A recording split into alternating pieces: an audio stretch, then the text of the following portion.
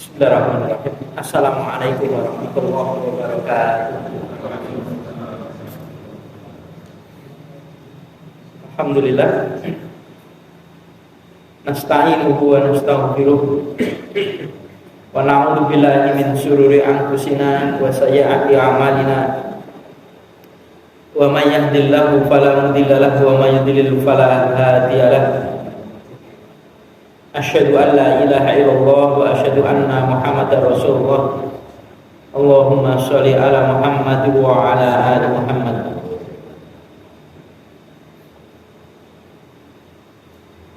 Usikum wa nafsi bitaqwallah faqad fazal muttaqun.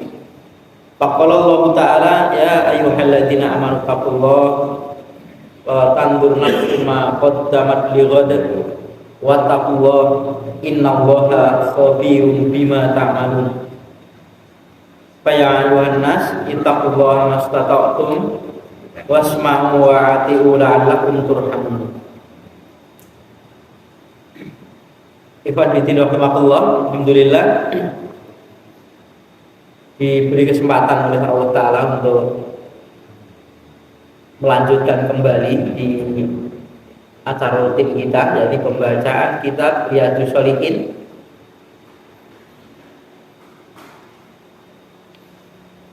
Masih melanjutkan di kitab adab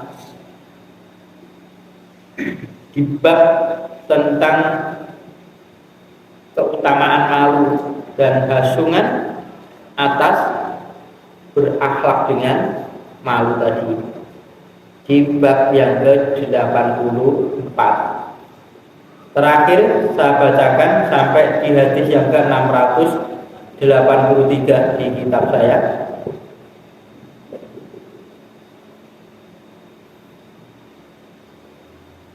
Atau hadis yang terakhir dari bab ini.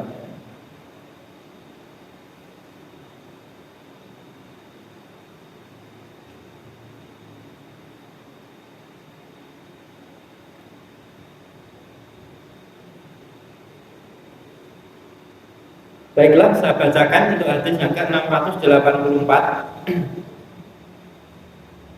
Wa an Abi Sa'idin Al-Khudri radhiyallahu anhu qala kana Rasulullah sallallahu alaihi wasallam asadda hayaan minal al-ra'i fi khidriha. Hadis ini dari Abi Sa'id Al-Khudri radhiyallahu anhu, berkata dia,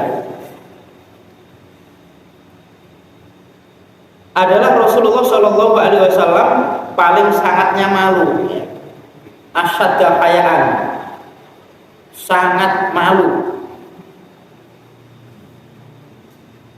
minal adwa'i fi khidriha, dibandingkan dengan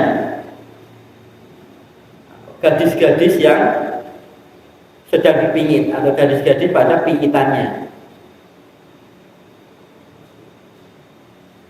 Fa idza ra'a syai'an, maka apabila beliau melihat sesuatu yakrahu, yang beliau membencinya, arafnahu fi wajhihi, kami mengenalnya kepada Nabi pada wajahnya. Muttafaqun alaihi, disepakati atasnya.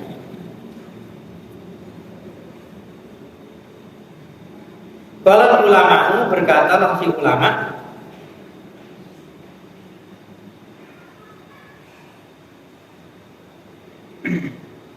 hakikatul haya'i, hakikatnya haya, rasa malu itu khuluqun, akhlak, ya ba'atsu, yang dia membangkitkan ala tarkil qabihi, pada meninggalkan al-qabih. Ya, qabih itu kejelekan. Jadi hakikatnya rasa malu itu adalah suatu akhlak yang membangkitkan pada meninggalkan satu kejelekan. Malu ada di sini, malu kepada Allah Ta'ala.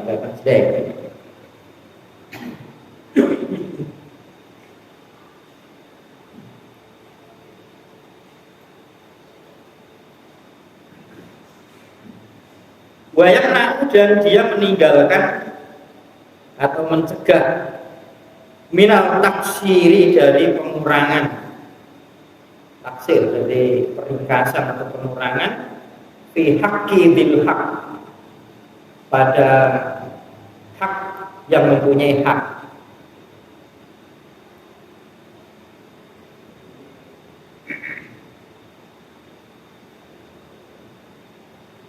Warawaina, dan kami meriwayatkan an Abil Qasim, dari Abi Qasim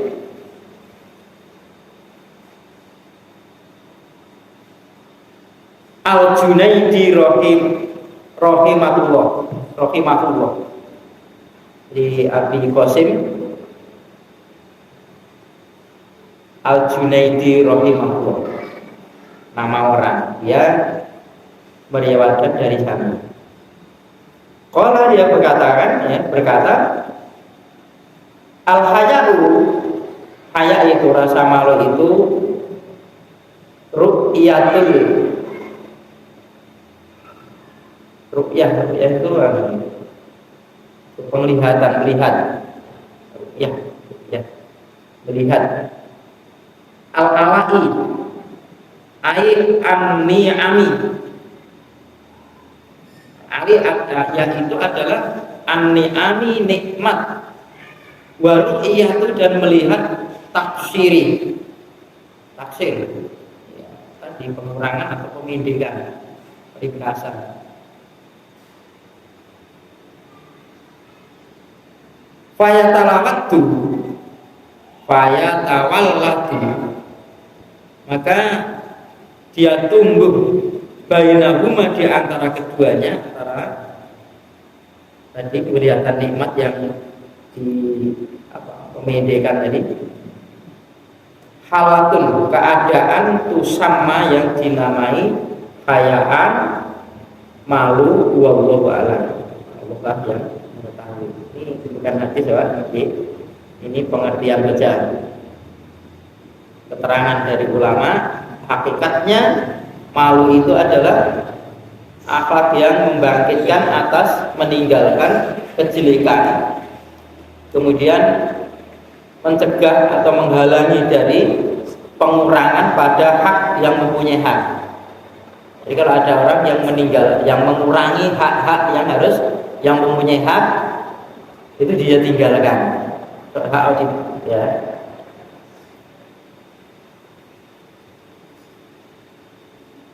Atau dari arah yang lain, itu malu itu adalah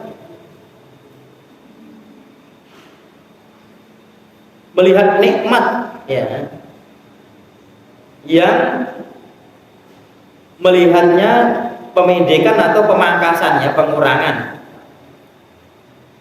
maka tumbuh di antara keduanya itu keadaan yang dinamai dengan rasa malu, menurut keterangan ulama ini.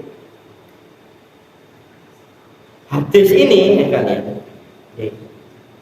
Rasulullah Shallallahu Alaihi Wasallam itu rasa malunya yang mestinya tidak dilihat orang, yang mestinya tidak dilakukan, tapi dilakukan atau dilihat orang, maka beliau malu. Ya, malu itu sampai melebihi malunya itu seperti gadis pingitan. Kalau gadis pingitan itu sekarang saya kira tidak ada. Gadis pingitan itu gadis yang tidak boleh keluar. Jadi kalau gadis itu dulu sudah dilamar orang, pinang orang, kemudian sebelum nikah dia di kamar, bahkan makannya pun dikasih orang lain, keluarganya yang ngasih, tidak keluar. Tetapi kalau sholat Idul Fitri atau Idul Adha oleh Rasulullah disuruh keluar.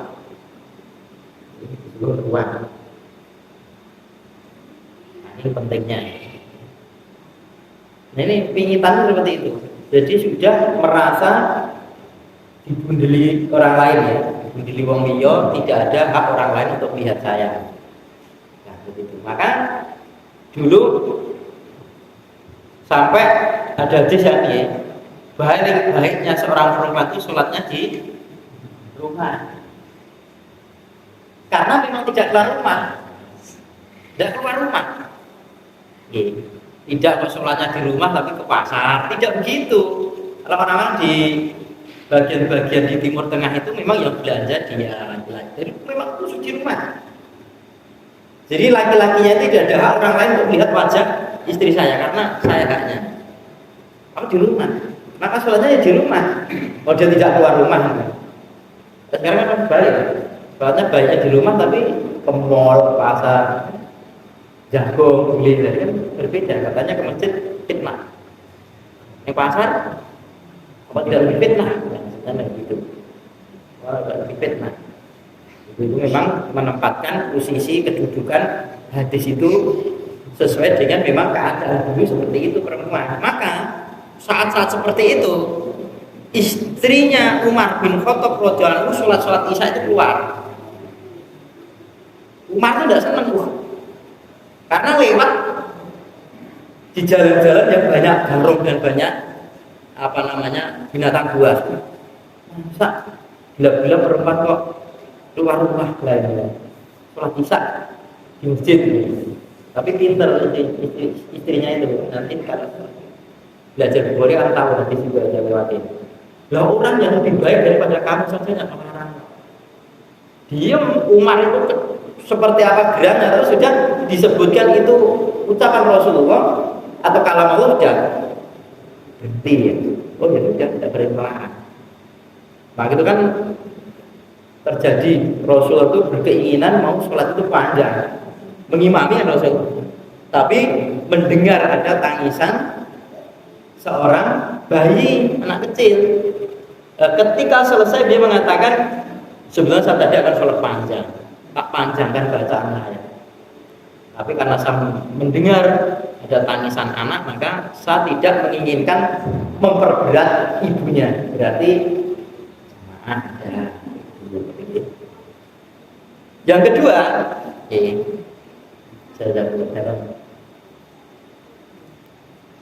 kalau sholat jamaah, maka jamaah perempuan itu kalau sujud segera sujud, laki-laki agak belakangan. Tapi begitu mau berdiri, maka laki-laki segera berdiri, jamaah perempuan agak dilambatkan karena dulu itu panjang satu itu. Kalau mau berdiri itu duluan wanitanya ya nanti auratnya laki-laki kelihatan. Ya, kelihatan. Atau kalau mendahului sujudnya maka auratnya laki-laki mendahului kan sujudnya. Tadi menunjukkan bahwasanya ada juga seperti itu.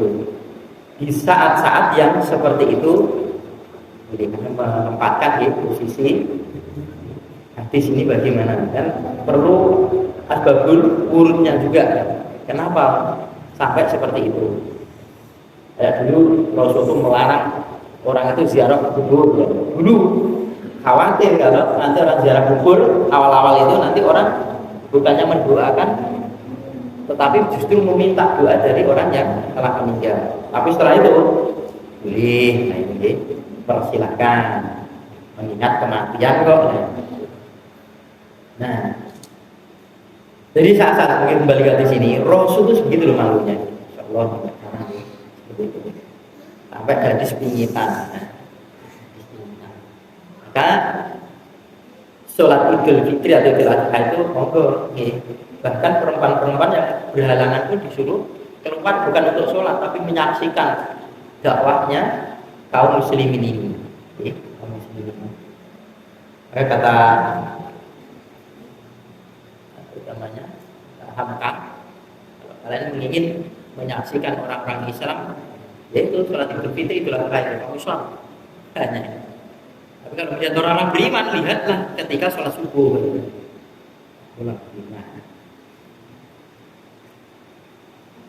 Artinya malu itu ada pada diri Rasulullah Shallallahu Alaihi Wasallam. Ya, kemaluan yang malu kalau hak-haknya ditinggalkan oleh orang lain. Lalu kalau melihat satu nikmat yang kenikmatan itu ditutupi atau ya dipendekkan atau dikurangi nikmatnya Allah dikurangi, mestinya malu. Kita menerima nikmat, terima nikmat daripada Allah Ta'ala, kita pangkas.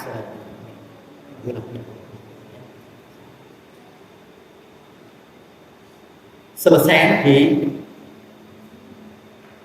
bab malu ya, taman malu dan hasungan untuk berakhlak dengan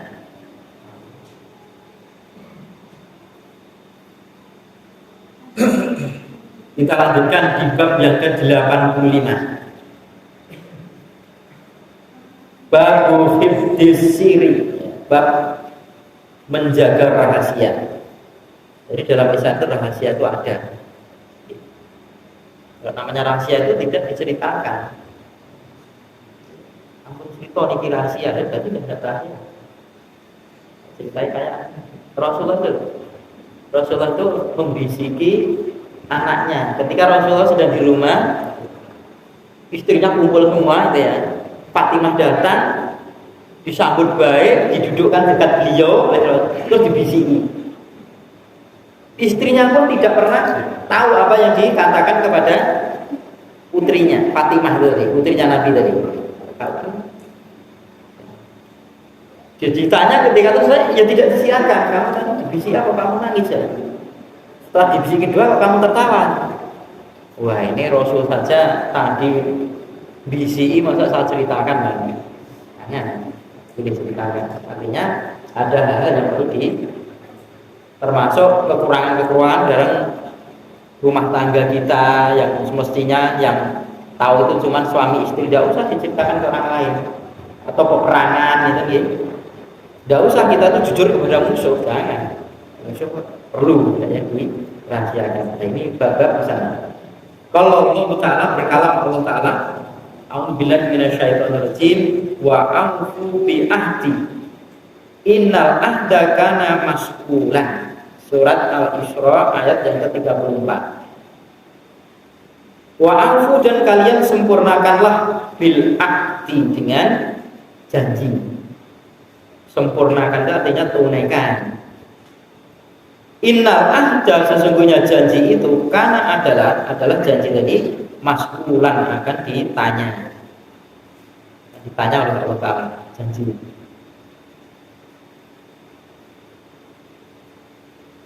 Jadi disuruh untuk melaksanakan janji. Wa aufu bi ahdi idza ahadu, dalam ayat itu. Sempurnakanlah janji apabila kalian itu telah berjanji. Yang baik. Hadisnya 685. Wa an Abi Sa'id al-Khudri radhiyallahu anhu qala Rasulullah sallallahu alaihi wasallam, dan dari Abi Sa'id al-Khudri radhiyallahu anhu berkata, telah bersabda Rasulullah sallallahu alaihi wasallam, inna min syarrin nas indallah, sesungguhnya dari jeleknya manusia indallah, di hadapan Allah, manzilatan, akan kedudukannya yaumal kiamat, di hari kiamat, yaitu ar-rajula, seseorang yang yufdi, yang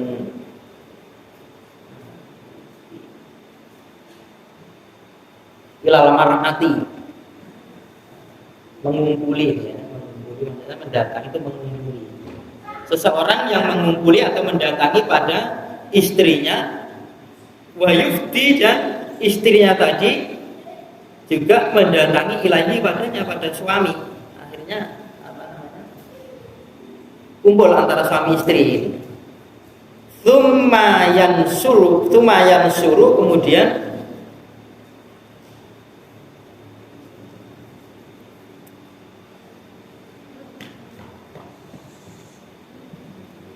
kemudian dia menceritakan, menyebarkan, ya.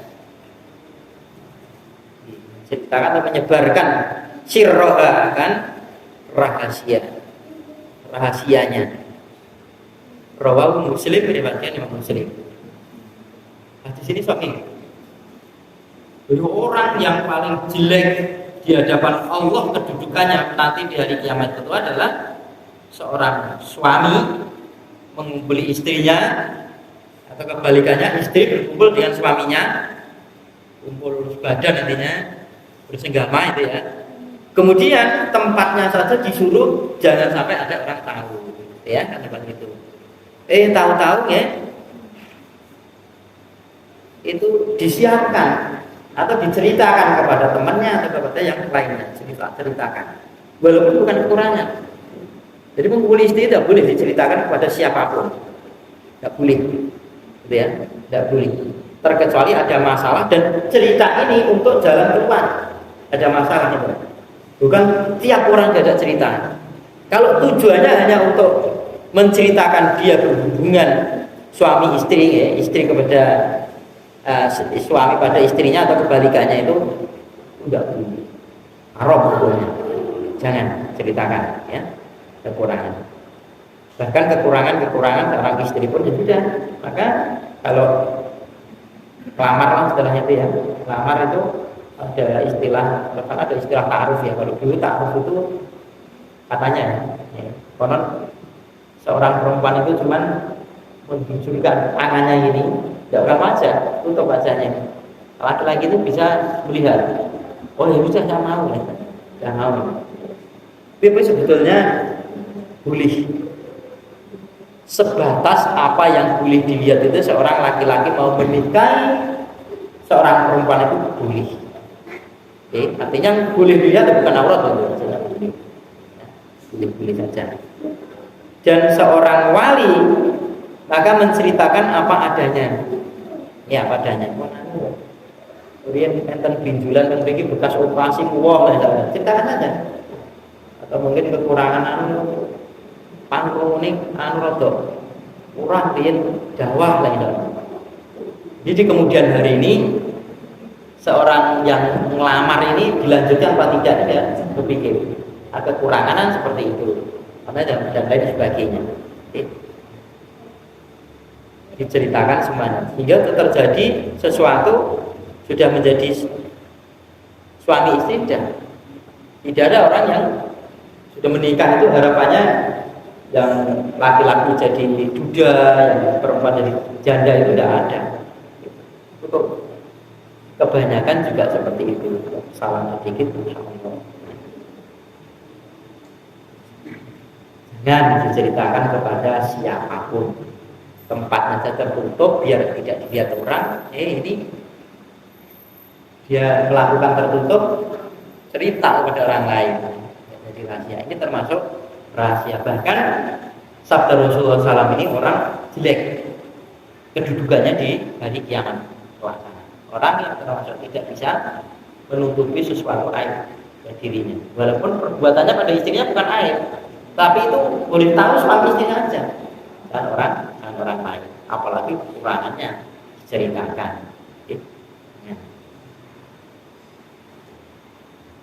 Nah, dia sampaikan saja kepada istrinya, ya, istrinya. Hal semacam ini. Atau tidak berani nyatakan ditulis tempelkan di kamar lah misalnya, biar tahu. Bapak sekalian gitu. Kalian bisa memberikan satu kebaikan kepada orang lain, satu saja. Orang tersesat tidak ngaji itu ya, tidak ngaji, tidak tahu ilmu, ya kan tidak dilakukan, mungkin bisa saja cuma ikut-ikutan gitu. Ya. Memberikan satu ilmu kepada mereka, kemudian terdidiklah mereka. Dia mengikuti dalil, artinya mengikuti ilmu yang ada di ibadah itu. Itu pahala kita itu lebih baik daripada lontar merah. Lontar merah itu kalau dulu itu kendaraan pilihan ya, orang-orang yang kaya ya kan? Apalagi ada pahala jariah, mengajak satu kebaikan, dia mau terus dia melakukan kebaikan lantaran kita ini setiap berbuat kebaikan tanpa mengurangi pahala dia, kita dapat jajak kebaikan. Kita jadi sponsor kebaikan, ayo sana, ayo ngaji sana misalkan. Yuk sholat jamaah misalkan.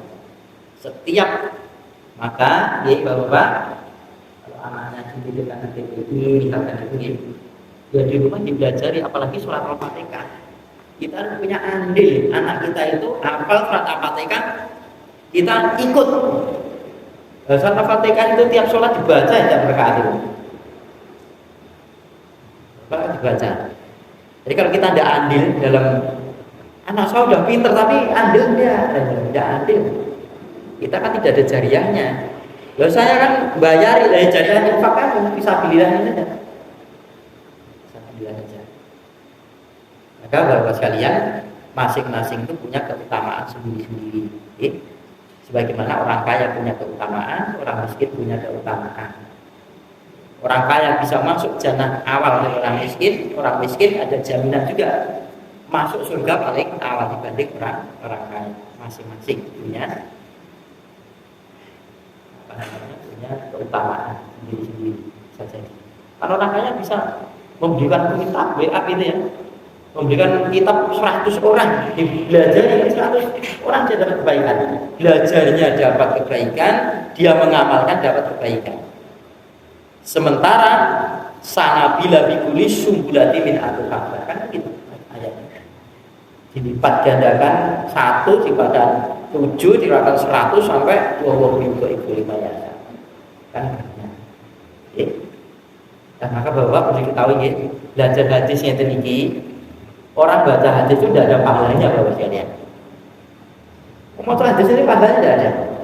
Berbeda dengan baca Al-Quran. Satu blok itu 10 kebaikan. Loh kalau begitu hadis itu pahalanya dari mana? Di pahalanya ngaji nih Bu, bukan bacanya. Yang pertama ngaji, ya, dapat naung-naungan malaikat. Ya. Keluar dari rumah untuk menuntut ilmu itu seperti orang jihad fisabilillah. Jalan Allah. Kemudian dia berniat ingin tahu ilmu kemudian mengamalkan. Pahalanya di situ. Bukan bacanya hadis, bukan bacanya hadis. Berbeda dengan Al-Quran baca saja dapat pahala.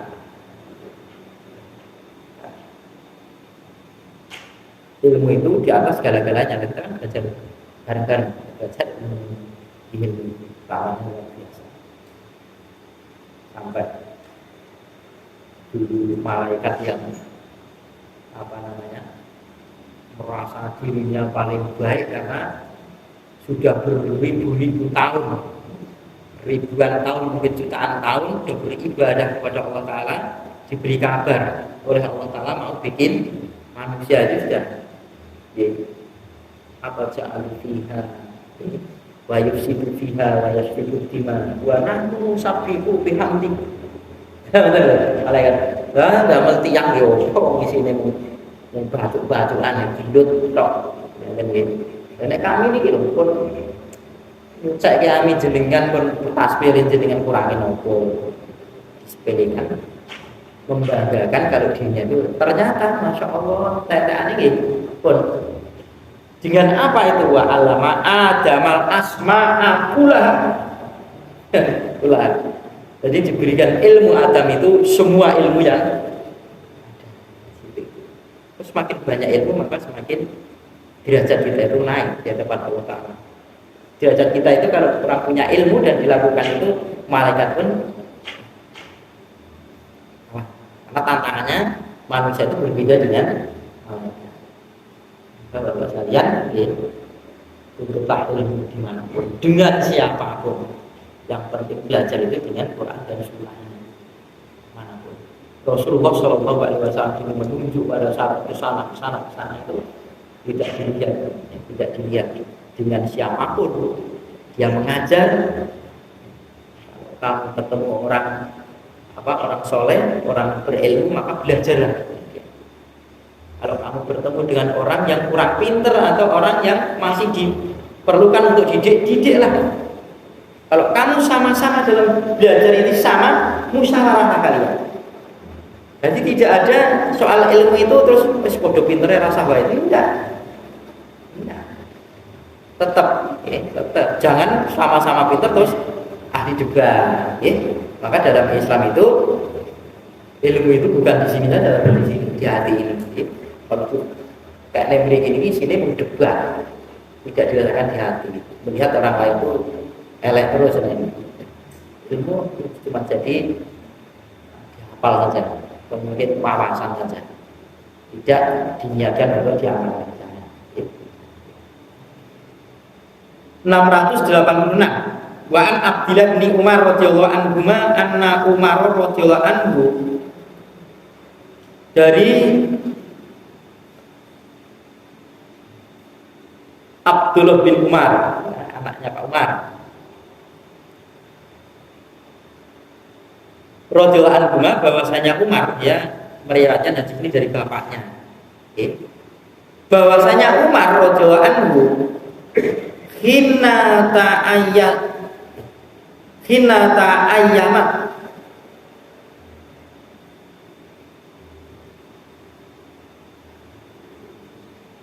ketika menjadi janda,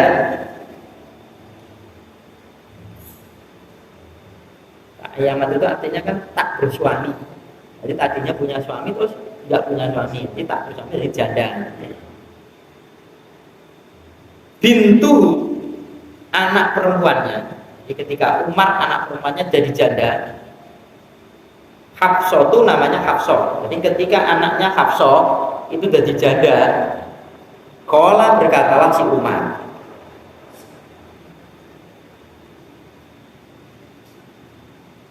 laqitu Utsman bin Affan radhiyallahu anhu. Jadi maksudnya Umar ini menceritakan pada anaknya. Jadi bapaknya ini jadi guru anaknya, kayak ilmu. Dia cerita, nah ketika Mbak Yumu mungkin itu ya, dari janda dulu. Laki itu Utsman bin Affan. Saya itu kata si Umar, saya itu menjumpai Utsman bin Affan radhiyallahu anhu. Fa'aradtu alaihi Hafsatu, maka aku menghadapkan, ini macam menawarkan. Maka aku menawarkan atasnya Utsman tadi Hafsah. Utsman, ini tak nikahi karo anakku Hafsah, maksudnya gitu. Ditawarkan. Karena melihat Utsman ini orang lebih senang putrinya terjatuh, karena meskipun Utsman sama Hafsah ini ya umur-umurannya mungkin umur-umurannya ya jauh gitu.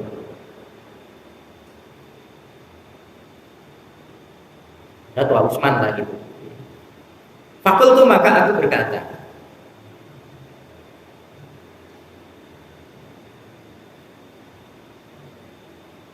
si Utsman ini dia kata, oh si Umar, insita, jika engkau mau, angkah tukar, aku akan menikahkan kamu Hafsota binta Umar, disebut namanya. Kalau kamu mau Man Utsman, aku akan menikahkan kamu dengan anakku Hafsah. Hafsah anakku, anak Umar. Anak Umar tak nikahkan kowe. Beneran? Ya. Orang Arab kan sering dirinya itu disebut namanya, tidak sebagai orang Jawa. Saya pergi ke pasar, kadang-kadang orang Arab tidak, dirinya namanya Umar pergi ke pasar. Ketika ditanya siapa ini, Umar lah. Bukan Ulo, nama Jawa, Sopo. Maka menikahkan anaknya ini dengan kalimat angkah tukah, lain boleh. Gimana itu? Aku nikahkan. Di luar pun lewat gitu. Bagaimana menikahkan anak dengan bahasa Arab? Kepingin bahasa Arab. Bukan bahasa Jawa ini, bahasa Indonesia ya. Qala, berkata Utsman, sa'anduru fi amri, aku akan melihat pada urusanku. Saya tak melihat urusan saya dulu gitu, perkara saya dulu untuk nikah beli nomor boten, maksudnya begitu. Falabis tulayaliya, maka tinggallah beberapa malam untuk berpikir nih. Tumalakiyani, kemudian si Utsman tadi menemui aku. Jadi sudah beberapa malam si Utsman ini menemui Umar ketika ditawari anaknya tadi. Pakola, maka berkatalah si Utsman, qad badali, sungguh telah tampak padaku an bahwasanya la atazawwaja yaumi hada, tidaklah aku itu akan menikah pada hari ini. Bukan kepingin nikah melih mungkin selama beberapa malam ini ya, karena beberapa hari ini dia pikir, kemudian dia sholat istikharah. Ketika itu sudah mantap tidak menemui Umar, wah ditawari tak temui, tak jawab. Wah tidak ada niatannya untuk menikah lagi nih hari ini. Dan tidak alasan yang lain. Falaki itu maka aku sudah jelas tolak ya. Kata si Umar, falaki itu maka aku menemui Abu Bakrin radhiyallahu anhu, kepada Abu Bakar radhiyallahu anhu, yang lebih tua lagi, Abu Bakar. Fakultu maka aku berkata, in syi'ta ankah tuka Hafsata binta Umar. Pak Abu Bakar, jika kamu mau, engkau tak nikahkan Hafsah anaknya Umar, mau dah? Umar ya. Fasomat maka si Abu Bakar diam. Fasomat Abu Bakrin radhiyallahu anhu, maka Abu Bakar diam, tidak menjawab. Falam yarji maka tidaklah dia kembali, dan tidak menjawab, tidak mengembalikan ucapan tadi. Wilayah kepada aku si Umar syai'an sedikit pun.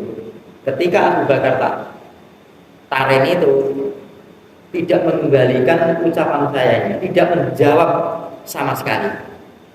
Fakuntu alaihi al-jadda minni ala Utsmana. Maka keadaanku saat itu kepada si Abu Bakar, aku itu mendapati marah padaku itu melebihi atas Utsman. Aku kecewa kalau Utsman ditolak lamar ke anakku, ini malah dijawab apa-apa. Kalau Utsman masih beberapa hari kemudian menemui saya, jelas. Kalau ini enggak, lebih kecewa lagi itu. Umar ini lebih kecewa.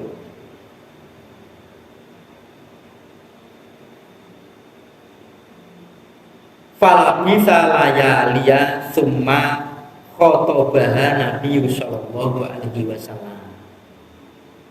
Maka tinggallah beberapa malam, seleren ditunggu jawabannya si Abu Bakar, tidak ada jawaban. Kemudian Nabi sallallahu alaihi wasallam melamar si Hafsah. Justru dilamar Nabi sallallahu alaihi wasallam. Insyaallah ditawarkan orang baik-baik, ternyata ditolak itu justru mendapatkan suami yang lebih baik. Bersambung begini. Sudah panjang. Bapak juga begitu ya. Jadi tidak perlu malu-malu menawarkan, tapi nggak usah tanya pada anaknya, kita tawarkan, nggak perlu. Dan tidak sepulgar sebagaimana ya sudah ditawarkan. Untuk anakmu ya, kamu melihat kesolehannya kan, kesolehannya terpimpin. Nah, kekecewaan si Umar bin Khattab ini karena orang baik dibalas oleh Allah Ta'ala kemuliaan yang luar biasa. Kalau dinikahi Utsman dari dinikahi oleh Abu Bakar kan tidak sebagaimana dinikahi oleh Rasulullah Shallallahu Alaihi Wasallam. Seperti itu. Diberikan sesuatu musibah yang kecil, tetapi diberikan satu nikmat yang lebih besar pada akhirnya. Ya, mungkin ini banyak saya sampaikan. Insyaallah kita lanjutkan yang akan datang. Assalamualaikum warahmatullahi wabarakatuh.